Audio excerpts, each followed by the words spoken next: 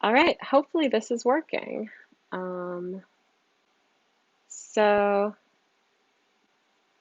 yeah, I think we're live. I think we're live on YouTube now, if everything is working as we hoped. So this is the start of the GCCAN live stream with our current board. Um,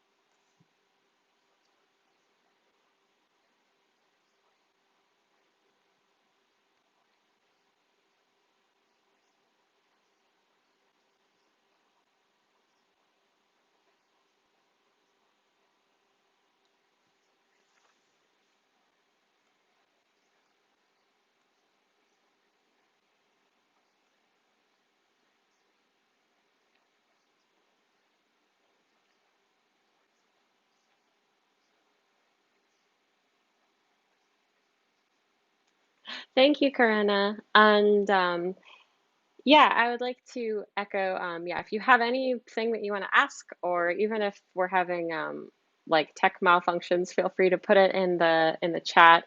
We had to reschedule this because the YouTube streaming software was difficult to um, to do for me. So anyway, thank you, Karina. So my name is Grace Sadinsky Smith.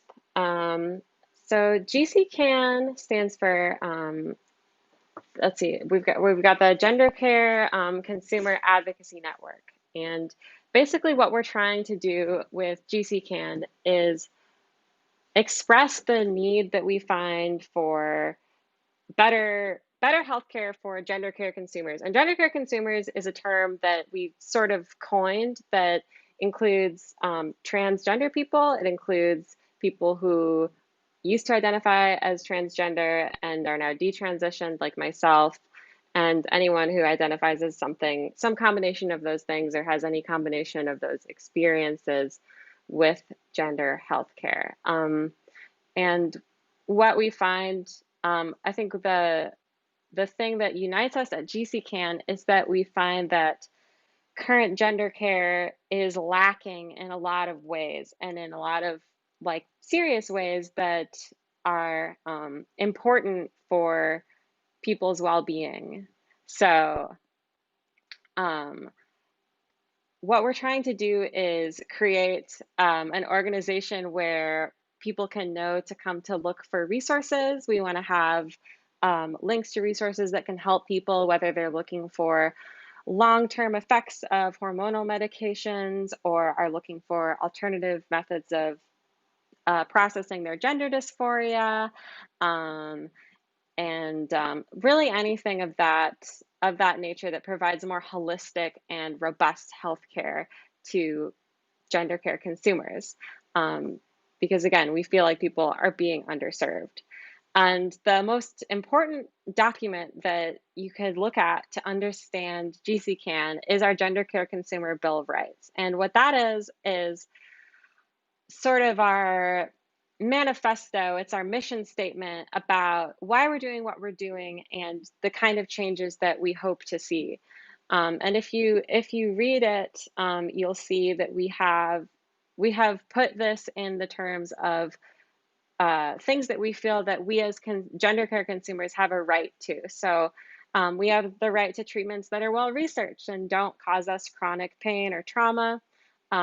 We have the right to research being done on the sorts of treatments that we're receiving, and including long-term research, not just a year out. And we also feel strongly that people deserve the right to legal representation if the care that they receive is inadequate. So those are some of the kinds of things that you'll find in our GCCAN Gender Care Consumer Bill of Rights. Of course, if you want to see for yourself, you can look on our website. I'll put a link in the chat so you can check it out for yourself. I think it's really got a lot of good ideas and information in it. So I'd like for us to all talk about that a little bit with both Graces and Corinna, to talk about why the Gender Care Consumer Bill of Rights is so important to us. So I would now like to invite everyone back into the conversation. And I would like to start by asking, I'll start with asking Corinna, what part of the GCCAN Bill of Rights resonates most strongly for you?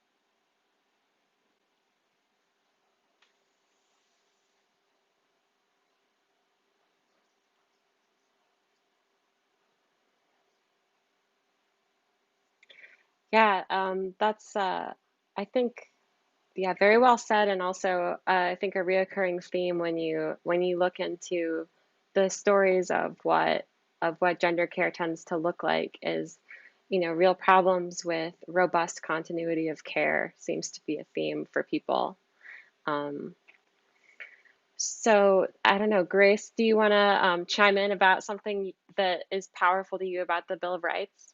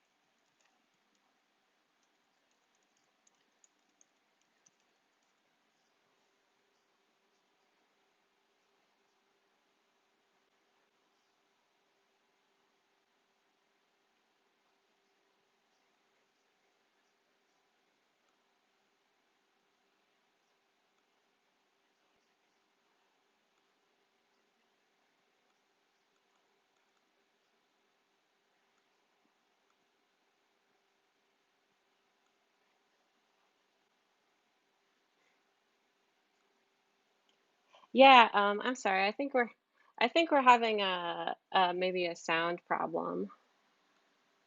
Let's see. Sorry, we'll see if we can deal with this. You know what? I bet it's only getting sound from my microphone. Guys, I'm so sorry. Well, um, let's see. Hmm.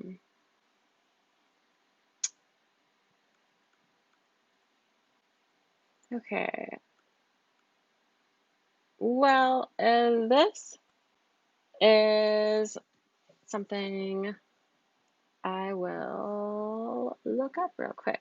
Okay, I'm going to, okay,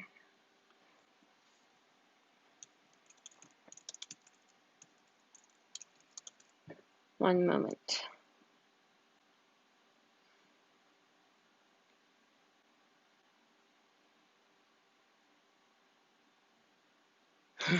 I really thought we were in the clear here because I had tested this and done a run that worked really well, but I guess I forgot to think about the fact that I was getting sound from my own microphone. So just hang in there one second, everybody. And I'm really sorry about this, and hopefully I'll get this fixed in just a moment. But otherwise, we'll figure out what to do from there.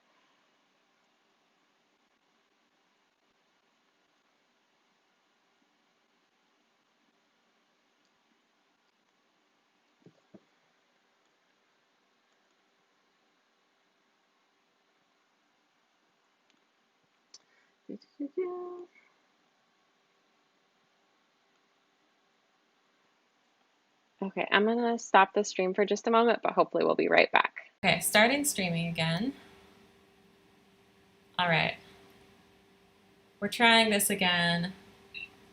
How is this sounding? Can people hear this a little better?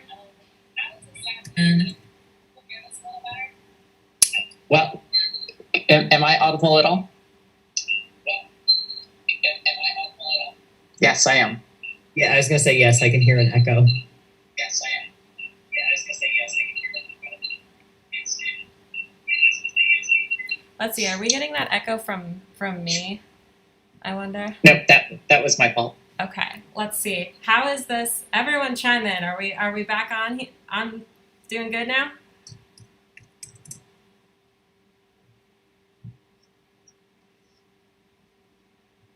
Should we re-begin because we didn't hear Corinna, or just do intros again, or? Yeah, potentially. To the people, the gracious people in the chat, did you miss out everything that everyone said but me? I think so. Okay. Well, maybe we should rewind a little bit. Okay. Thank you, Samuel. Thank you for hanging in there. All right, let's do some just quick introductions then. Is that all right? Yeah. All right. Hello, everybody. My name is Corinna.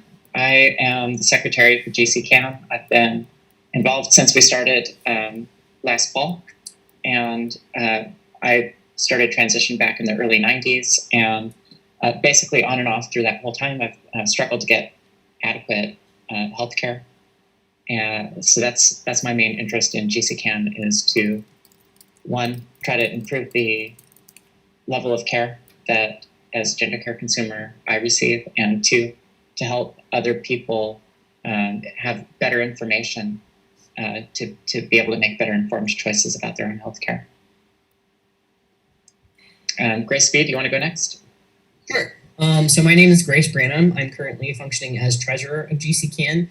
I joined the board, I believe around February, around the beginning of the year. And my interest in GCCAN, my personal history, I identified as transgender as a teenager. I was diagnosed with gender identity disorder at the age of 15. I very quickly began hormone replacement therapy at 16, which continued for about 4.5, 5 years. And I actually had a double mastectomy before I turned 18 while still in high school at the age of 17. And I've since, I detransitioned in my early 20s. And so part of my my interest in GCCAN arises both from, I think, similar experiences in being dissatisfied with the care that I did receive, and also wishing that I had had a more holistic sort of approach taken to my gender dysphoria, and that I had been given some alternatives in my toolkit, maybe, rather than medical and surgical intervention to process that dysphoria. And so I'm, very excited to be on board with GCCAN, doing what I think is important work, not just for detrans people and not just for transgender people, but for anyone who might access past, present, or future gender care services. Yes, thank you both, for reintroducing yourself, and I'm sure that you have heard plenty from me about myself. So, like I said, I think we were hoping to talk about the Bill of Rights, and if no one can hear Corinna and Grace's audio, then I think maybe we should just revisit Corinna's answer, if you don't mind, Corinna, of what you found compelling about the Bill of Rights. What's important to you? The part of the Bill of Rights that calls out to me the most is there's a bullet that says we have the right to accurate medical information about the procedures we are considering. This information should include rates of complication, reversal options, and alternative approaches. And I would extend that and say that we also deserve to have some sort of long-term healthcare plan associated with any of the treatments that we receive. So in my case, going back to a surgery that I had many years ago, I wasn't really prepared by the surgeon to really understand or how to manage any sort of complications that might arise from it.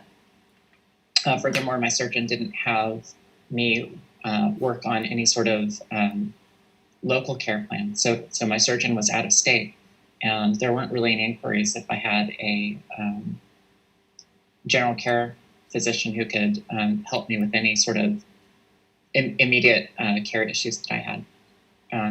Even considering that I'm now a lifelong HRT patient, I've only ever had one endocrinologist try to help me build a sort of lifelong plan for what the care would look like. And unfortunately, I'm no longer with that endocrinologist because I moved to a different state. But I've had probably 4 or 5 endocrinologists since that person, and none of them really have ever tried to explain or warn what some of the health repercussions are of HRT. They just sign prescriptions and send me on. So that bullet point about helping gender care consumers be more informed about their choices is the one that resonates for me the most. Thank you. The lack of concern for long-term well-being in gender care patients is something that, is a real concern just for people being able to live their lives in good health, I think. Grace Branham, would you like to comment on any part of the bill? Yeah, first I want to respond just a little bit to what Corinna was saying. I agree, and this actually wasn't something that I had thought a lot about, but when I had my surgery, I was also out of state, and there was also sort of that lack of continuity of care. There wasn't really any follow-up from the surgeon, and I was very lucky that I didn't have any complications, but the fact that if I did, I would have been sort of left to navigate that on my own. It seemed that there was this sort of mentality that I was lucky to be accessing that care in the first place, and so it was sort of just come in, get it done, and then get out, and the surgeon was moving on to the next patient very quickly. And so that, I think, is a very important area for improvement for gender care consumers. And I think the point about having information on long-term care and what that looks like really ties into the piece about research, which is probably the part of the bill that resonates most strongly with me. I believe the language is that we, as gender care consumers, we have the right to high-quality, unbiased, longitudinal research tracking health and well-being throughout the lifespan for all past and present consumers. And as I'm a graduate student, and I'm entering the field myself, not medical research, but I really strongly believe in the importance of that unbiased research on gender care outcomes to help us plan for what that looks like for us. And it's been really disheartening for me to see sort of what I see as political or ideological motivations foreclosing the opportunity for this collection and analysis of data, which would enable us to live healthier lives. So if you look at what happened to James Caspian in the UK, where he was trying to do research on transgender desistance for his thesis, and his university shut it down because it was politically volatile. And just for me, as someone who gets a little fired up about higher ed and the university as an institution, that's something where I see really it's doing a disservice to consumers to not have that research being done. So I think that we really need to be advocating for and conducting, if we can, or if we're interested ourselves, research that's relevant to our lives and to our well-being. Very well said, Grace. I think to build off both of your answers, if I could, I think there's something strange about, I guess, the lack of curiosity that seems to be incentivized about these sorts of things, about long-term outcomes, about desistance, which is again like a very politically charged topic, although I don't think it should be. It's it creates an environment that sets up a lot of people to not have optimal outcomes and to go for kind of, I don't know, I think to not be empowered as consumers making decisions about what's best for their body. In my experience, I think I can say that I had very ideologically informed doctors who were, pretty pushy, I would say, even about certain, I don't know, big decisions that I had to make, including like transitional surgeries, which is something that, as you can imagine, I would end up wishing that I had gotten more information about and maybe felt more, I guess I would have liked providers to be a little more encouraging of more understanding of like the symptoms that a patient is or a consumer is experiencing, and the kinds of outcomes that you're likely to realistically have from some of the interventions that are available. And I think to also speak on like the lack of curiosity and the lack of long-term research being something that I think is important for the GCCAN Bill of Rights to address. I think that's really big because I think that people are having experiences that are not great. People are either like detransitioning and not getting the kind of support that they need, or they are continuing trans healthcare and also not getting the kind of support that they need. And as someone who has gone back and talked to my doctor and had her kind of be like, well, I don't know what to tell you, that kind of attitude is really concerning, and I think not something that I like to see, especially when the field is kind of so experimental as it is with trans medicine. So I would say definitely those parts of the Bill of Rights are really important to me as well. Let's see. So I've got another question for us. I would like to ask, let's talk about an experience that we've had where we were unhappy with care that we received, but a way that it could be improved. And I think this may bleed over into what we talked about before, but maybe we could expand a little as well. Grace, would you like to start this time? Sure. I actually had the opportunity, I don't know if we would call it an opportunity, to read back over some of my medical records, including my mental health records, when I was at my parents' recently. And it was really astonishing. It was from when I was sort of right before I transitioned, 13, 14, 15 years old. And I started gender therapy at age 15. But this was on the heels, and this is something I guess I didn't forget it or bury it or anything like that, but it just wasn't where my head was at the time.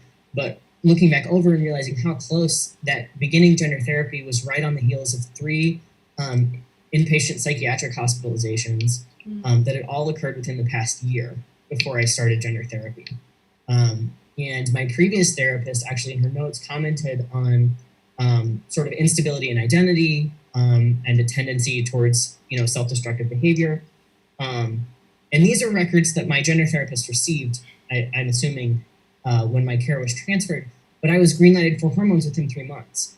And so, this wasn't something that there wasn't really any substantive discussion that I remember with my gender therapist about my previous mental health. And there wasn't really an attempt to examine my motivations for transition. I will say, before I was transferred to a gender specialist, I was seeing someone who didn't have any experience with trans patients, and she was not suspicious, but did sort of ask me, why do you want to do this? This seems very sudden. And then when I was resistant to that, she said, I can't do this. I don't have the specialty for this. I'm transferred. But the gender specialist didn't ask those questions, and so I will say, I think anyone who has had to sort of jump through the hoops to access gender care knows that there are things that you sort of have to say, or a narrative that you have to present. And that's what I did. But I do wish, and I think that my care would have been improved if there had just been digging a little bit deeper, especially coming in, at 15. Maybe if there had been more time sort of spent doing that work and really getting to the root of what my issue was, why I was in so much distress, and exploring different options for how to reduce that distress rather than just jumping into a medical solution. So that's probably, that's how I would say my care could have been improved at that age, at that time. Thank you. Corinna, would you like to speak to an experience like that? Well, it's interesting that Grace Branham talked about therapy in particular, because I have also had an experience where I've had a more difficult time connecting with a therapist over these issues. I needed to see a therapist about 5 years ago to deal with a grief of a very ill family member that I was experiencing, and I was needed to tap into tools to try to help manage that.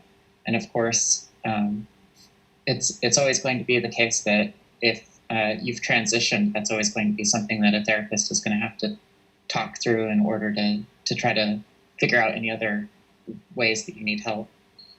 And I didn't pick a therapist to talk about these issues. I was dealing with something else. But the therapist I ended up talking to had a very strong ideological bias about how I was supposed to deal with my own sense of being or identity. And although she wasn't that pushy, I found it really difficult to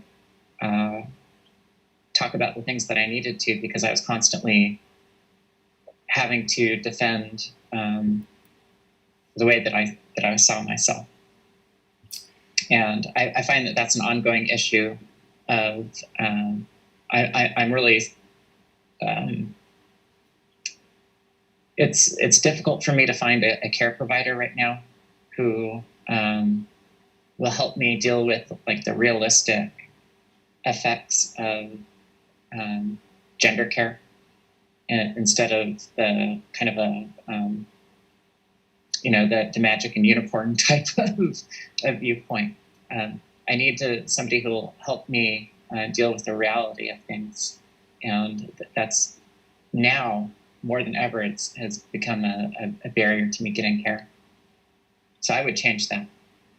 Thank you, Corinna. Wow, yeah, interesting perspectives on the therapy needs that you have at different points in a transition. It's so politicized now, and it's interesting because I think people who view things through a very politicized lens with trans issues are, I think, coming with good intentions, but it becomes really unhelpful at a certain point when you're trying to deal with kind of the nitty gritty of your life, your lived life. That's not just a political slogan. And if I could add to that and say,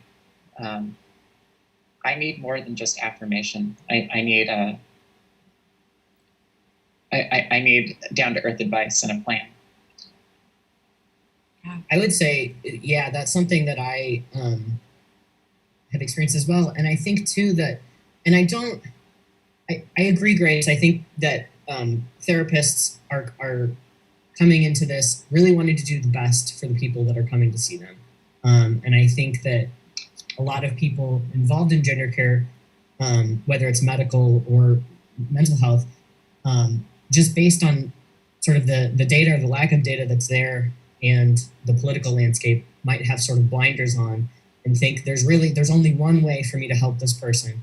And it's like you were saying, Corinne, it's affirmation. But it feels so sort of surface level to me.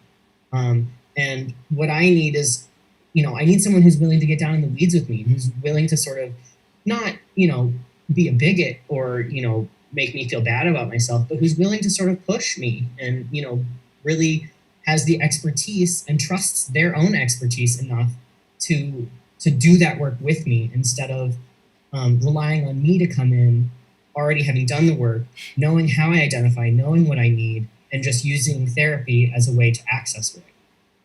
Which for me, I would say that that's how therapy functioned. And I can't think of any other condition or life circumstance where therapy is used in that way. And I think it really does a disservice to us and to mental health professionals to say that that they don't have the expertise to really help people instead of just sort of rubber stamping people or currently functioning in the way that they are.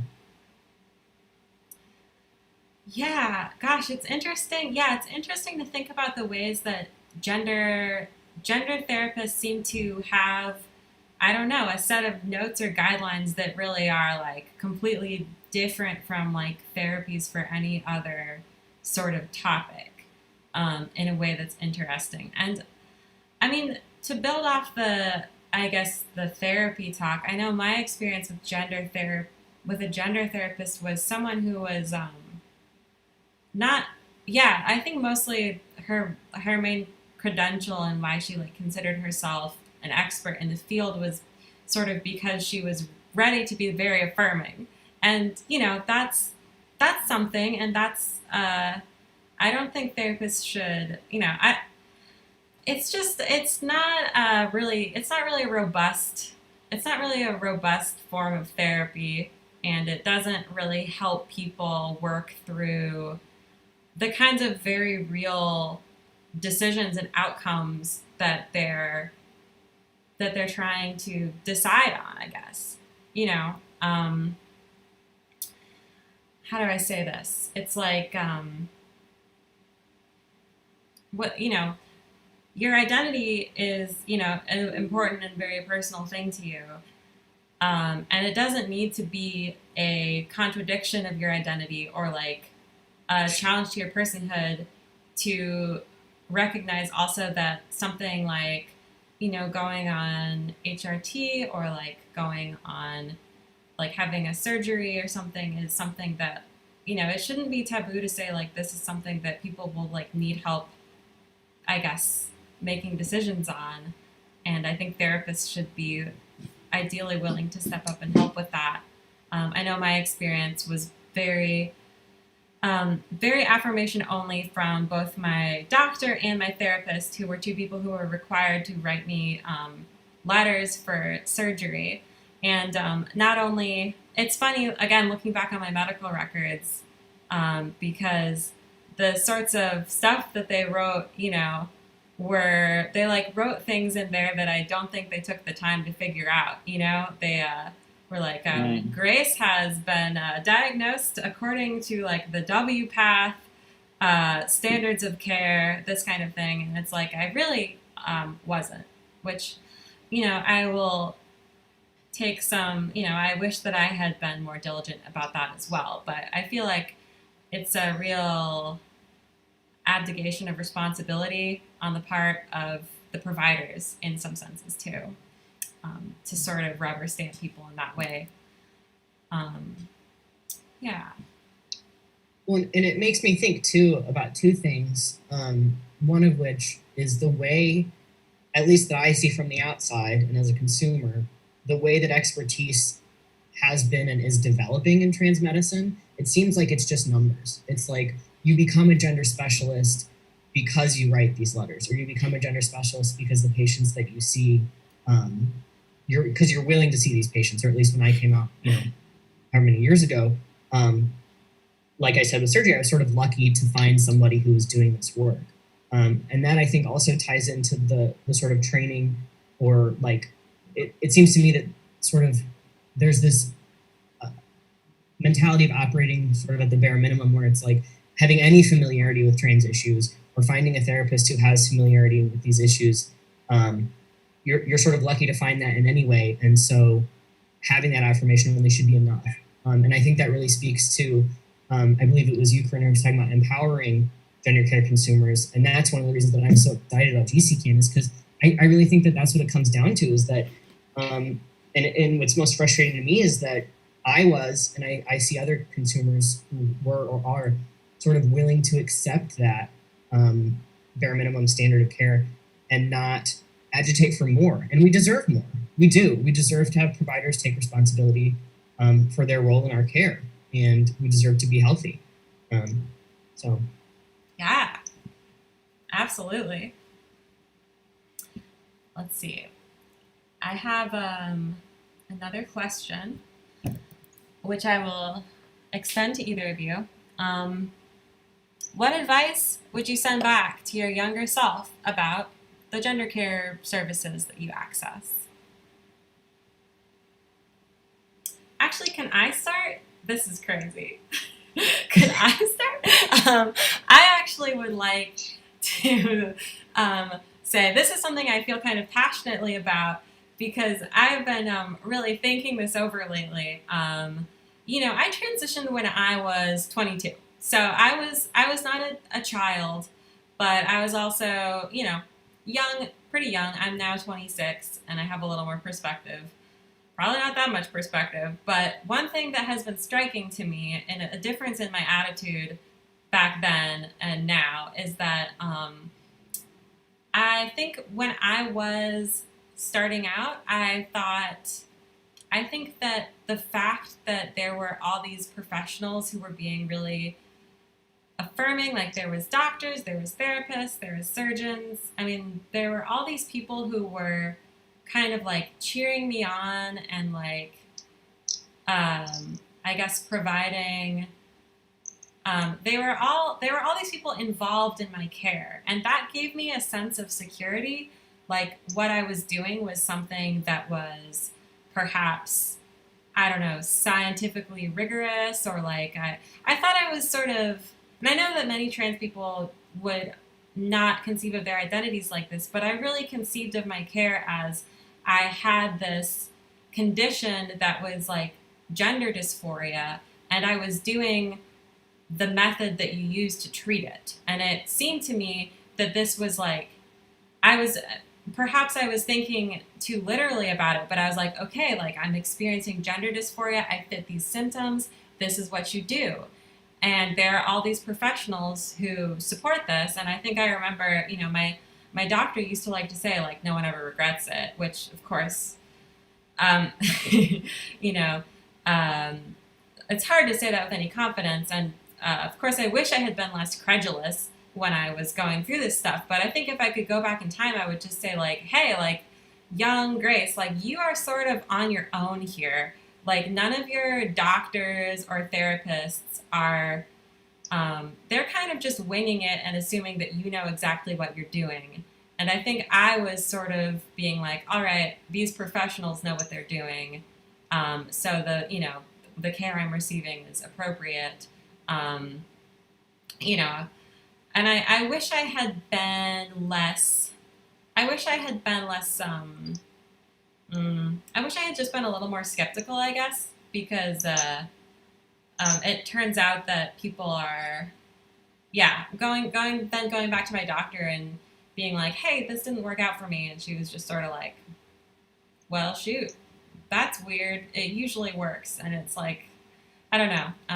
Now I feel sort of like the doctors and therapists were not really looking out for me in any substantial way at all. So that's what I would tell my former self. Would either of you like to speak to this question? Well, I have some similar thoughts as you, Grace, that one of the things that I would go back and tell my younger self is, first of all, to try to find, like, to put in the effort, to put in the work it would take to find somebody who was a medical professional who was interested in my actual healthcare, and not just as a like a drive-through one-time contact point, that is as somebody who has a long-term interest in my care, to try to find that person and build a longer-term relationship with them. Because one of the things that I've lacked on this journey is somebody who is reliable and knowledgeable and who actually knows me. I still don't have a relationship with a general care practitioner who is familiar with my history.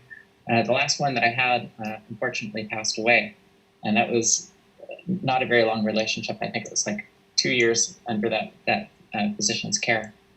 But I would go back and tell myself, find somebody who has a reputation for staying in touch with their patients and is interested in their long-term health outcomes. Yeah, I think I have sort of coming from a similar place as both of your answers. Like I said, I was pretty young when I came out and began the process in gender care. So I think the main thing that I would tell myself is just to slow down. I think everything, when you're 15, everything feels like the end of the world. And I'm about to turn 25 now. And I wish, of course, this is like an impossible task for a 15-year-old, right, to sort of have that self-awareness at that time. But I wish that I could have sort of stepped back from that ledge, and that, because I really had this sense of urgency, which I think should have been a red flag both to me and to everyone involved in my care. But this sort of real sense that if I don't do this, it will be disastrous. And if I had sort of sat with that long enough, I think I may have realized, and with proper guidance, I think I may have realized that it wasn't necessarily my body that I wanted to change, right? That I was hurting and I needed help, and I think that was my way of sort of trying to get that help. But medicine and surgery weren't the answer. And I also wish, and I'm sure that transgender, not transgender, gender care consumer, not many teenagers probably feel this way about their parents. I wish that I could have known at the time that my parents' sort of concern for my well-being didn't mean that they were bigots, and it didn't mean that they hate me, and it didn't mean that we were at opposite ends of the sort of political spectrum, and that was a moral position.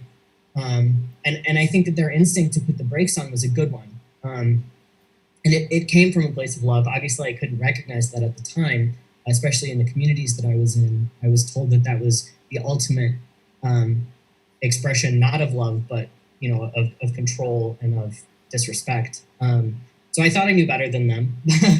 But I think even if I did wait until I was 18 or 21 or whatever, even if I had decided to transition still at that point and gone on to detransition, I feel like I would have just been in such a better position to be making that decision than I was as a 15-year-old who was really, seriously troubled.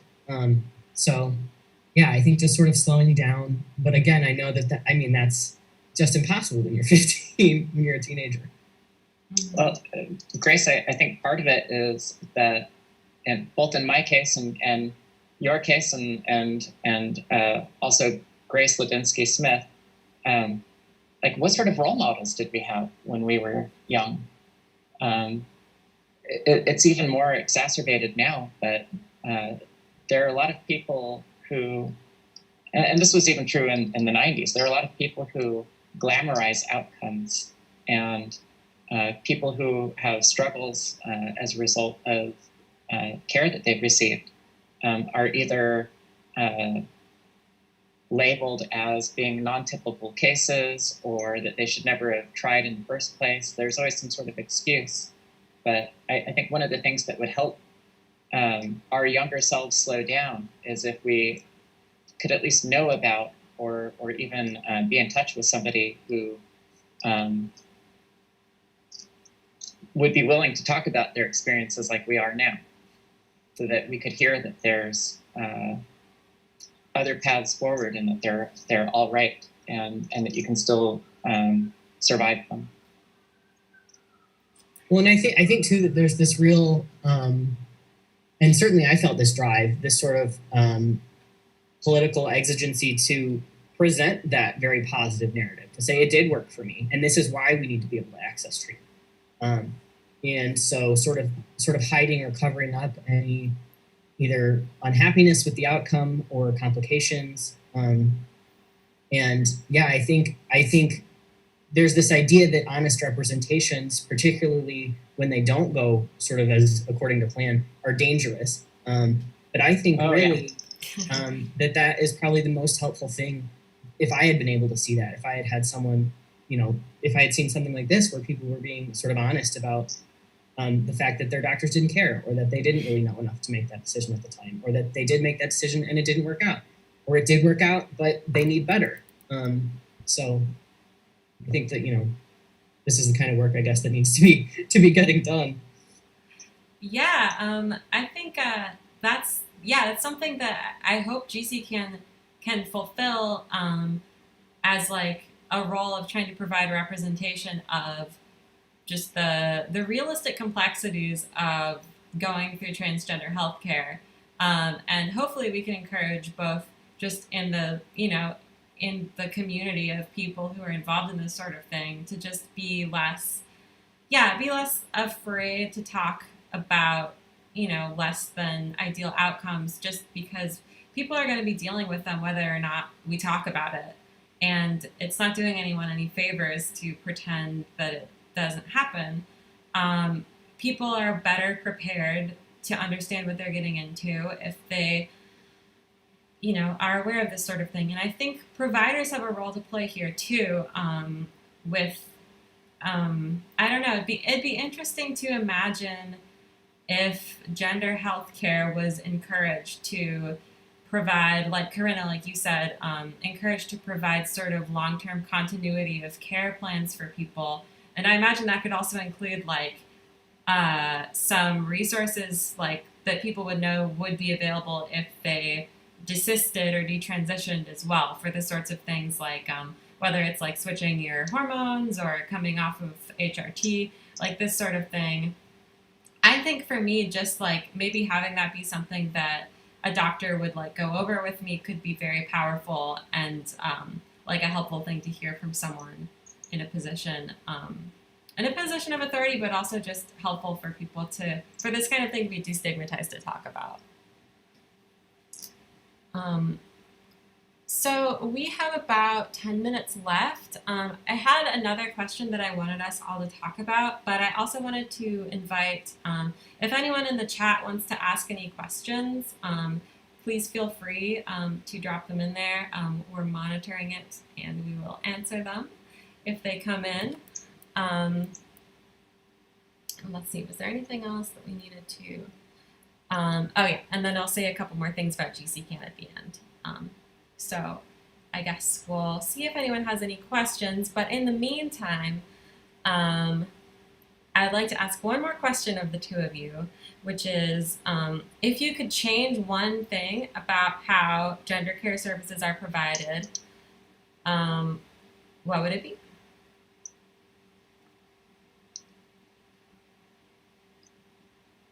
Corinna, do you have anything, or I can go? Yeah, I've got a really small one. So there aren't a lot of people like in in respect to the general population, there are not a lot of us who are gender care consumers. Therefore, I think providers should be doing more to track our outcomes and to try to coordinate that. There should be more research into our health outcomes. Just like a small example of this is, as I'm getting into my middle age now, I know that I have to start taking care of like my heart more. As a male to female transsexual who's on estrogen, like what specifically do I need to be aware of? And I really doubt that there's even been any research that could answer that question for me. So one of the things that I would change is better research and monitoring of health outcomes for gender care consumers. Yeah, I think that mine probably connects to that. Mine is more of a, I guess, idealistic or macro level suggestion for providers. And I think it ties in, like all of our conversation was looping back with itself, but ties into what we've been talking about. What I really want is for our lives and our well-being to have value for providers. Because I think that that's something that's really missing from care. And in my experience, and maybe I'm just being too cynical, but in my experience, I feel like all I've been is a dollar sign to these people. Because these are mostly elective procedures. At least when I was having them done, they weren't covered by insurance. And because there were so few people doing it, especially surgery, they were able to say, well, I'm the only one doing this, so you come here and you pay me, X amount of money, and then you're out the door. And so I think it, ties in very nicely with what you're saying, Lena, about really having some sort of level of respect for our well-being over the course of our lives.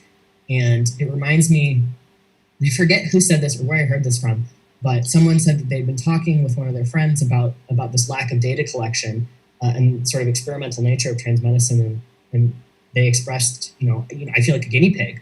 I feel like a sort of a lab rat. And the response that their friend told them was, well, if we were guinea pigs, they would at least be collecting data, and they're not.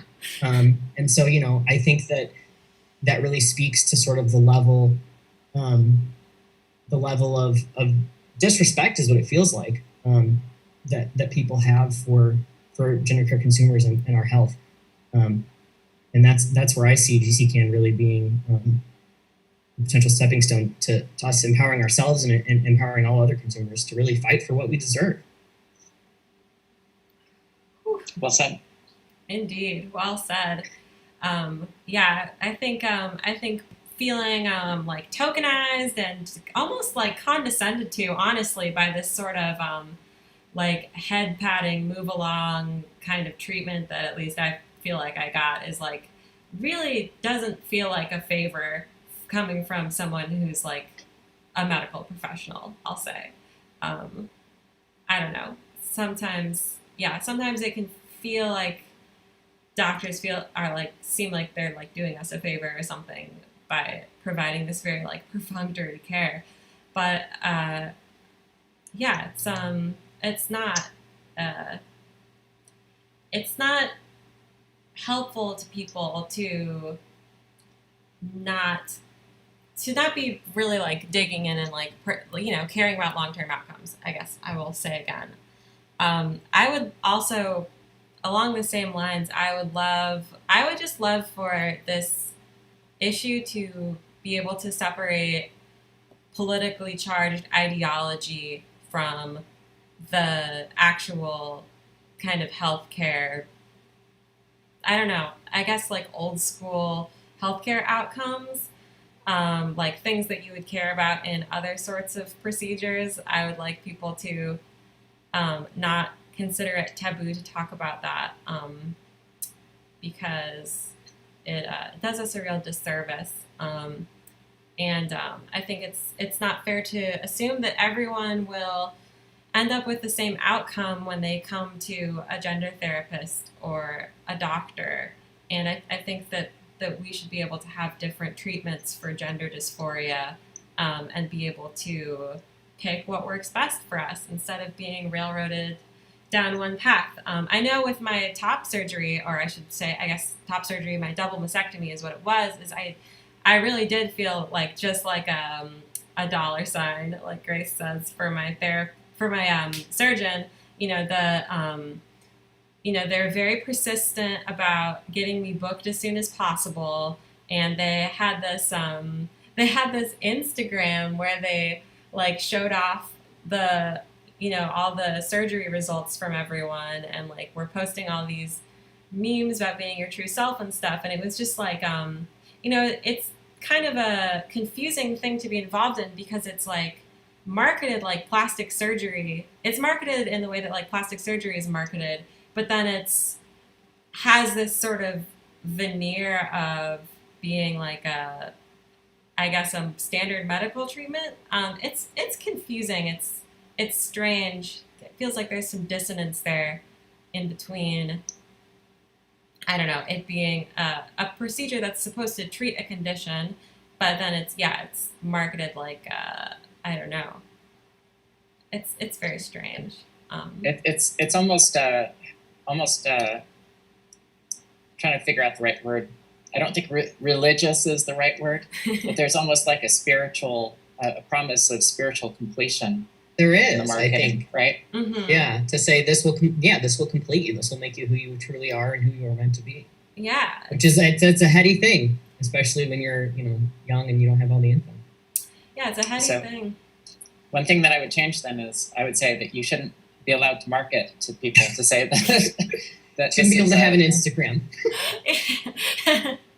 I mean that's kind of.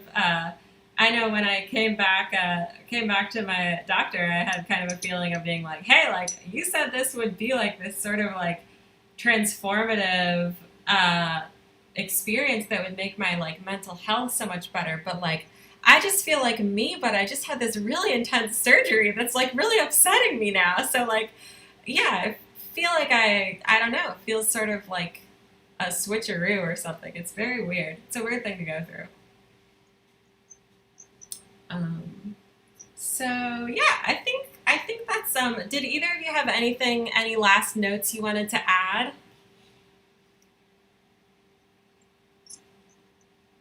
I'm excited about GCCAN. I believe in the mission. I want more people to sign on.